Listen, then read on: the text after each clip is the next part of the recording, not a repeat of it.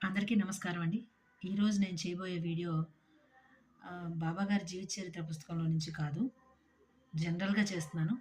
కానీ బాబాగారి ఫోటో ఎందుకు పెట్టావని అడుగుతారేమో. కానీ ఆహ్, క్యాజువల్‌గా పెట్టేశాను. ఎప్పటిలాగే ఎలా వీడియో చేస్తానో అలాగే పెట్టేశాను. ఈరోజు టాపిక్ వచ్చేసి అలసట, అలసత్వం. నా వీడియోస్ మీకు నచ్చుతాయి అనుకుంటానండి. ఆలస్యం చేయకుండా వీడియోలోకి వెళ్ళిపోదాం. శ్రీమాత్రే నమః, శ్రీ గురుభ్యో నమః. అలసట, అలసత్వం. ఈ 2 విషయాల మీద నేను ఈరోజు వీడియో చేయబోతున్నాను. అలసట, అలసత్వం ఏంటి అని అనొచ్చేమో మీరు. అలసట అంటే మనము పని చేసి అలసిపోయి, లేదు మన ఆరోగ్యంలో చిన్న చిన్న మార్పులు రావడం వల్ల మన రోజువారీ మనం తీసుకునే ఆహారంలో చిన్న చిన్న మార్పులు, లేదు మన ఏజ్ పెరిగే కొద్దీ వచ్చే చిన్న చిన్న మార్పులు, హార్మోనల్ బ్యాలెన్స్, ఇంబాలెన్సెస్ వల్ల వచ్చే మార్పుల వల్ల వచ్చేదాన్ని అలసట అని మనం అనుకుంటాం. ఆరోగ్యంలో ఉండే చిన్న చిన్న మార్పుల వల్ల వస్తుంది. లేదంటే మన పని పెరగడం, తగ్గడం వాటి మూలాన వస్తూ ఉంటుంది. అలసత్వం అంటే బద్ధకం.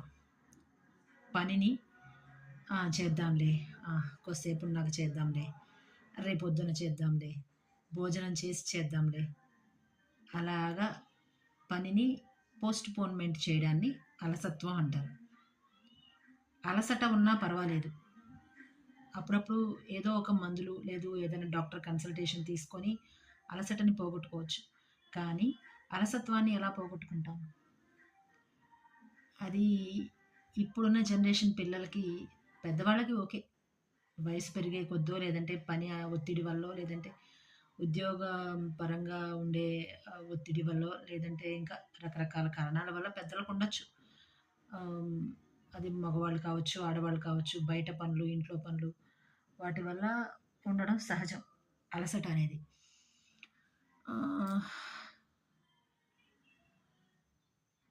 అది అలసట ఎలా పోగొట్టుకుంటామంటే, మనం మంచి ఆహారం తీసుకోవాలి. ముందు ముఖ్యంగా ఇంట్లో ఉండే ఆడవాళ్ళు మంచి ఆహారం తీసుకోవాలి.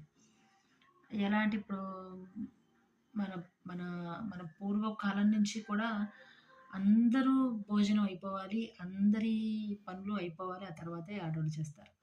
కానీ ఆహ్, అది కరెక్ట్ కాదేమో. ఎందుకంటే దానివల్లే అలసట ముఖ్యంగా ముందొస్తుంది. తర్వాత ఆ అలసట వెనకే అలసత్వం కూడా వస్తుంది. ఎందుకంటే మనం చేసే పనులు ఒకప్పుడు అర్ధగంటలో చేసే